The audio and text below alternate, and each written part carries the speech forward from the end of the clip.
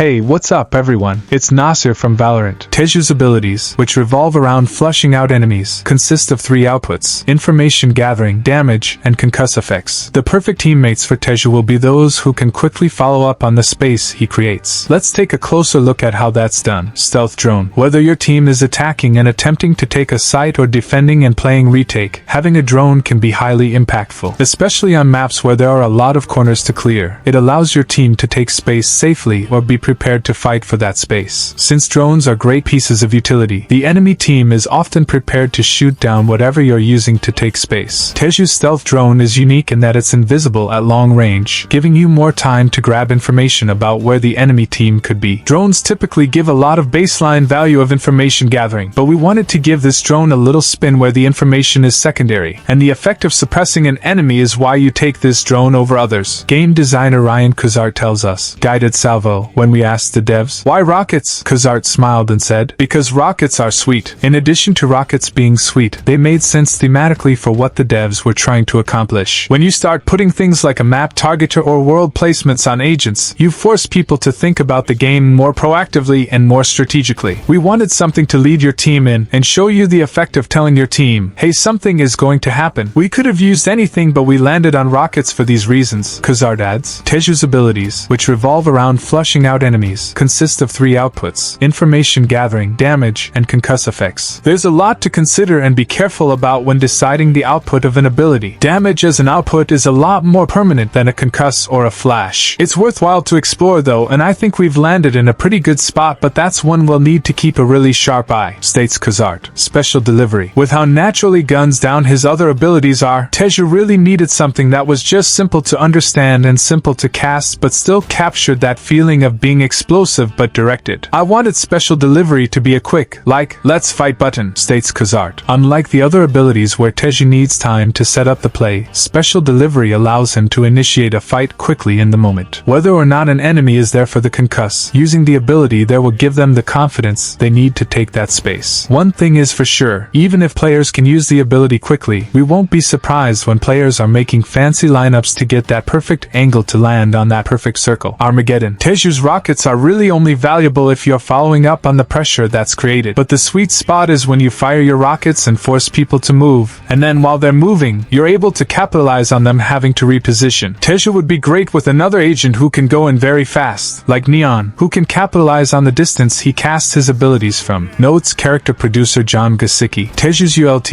Armageddon, is something enemies will need to be aware of round to round. Watch that scoreboard and check how many ult points he's away from being able to use it, since it can heavily impact the flow of a round. The wave of explosions will force enemies to move in the direction of Tejo's choosing, or at least have players moving further back since the site will be challenging to hold. This will give his team the perfect opportunity to follow up and take control of the space he just created. That's all for now. I'll see you guys in the following video. Thanks for watching. I am Nasir. Subscribe to my channel for the next update.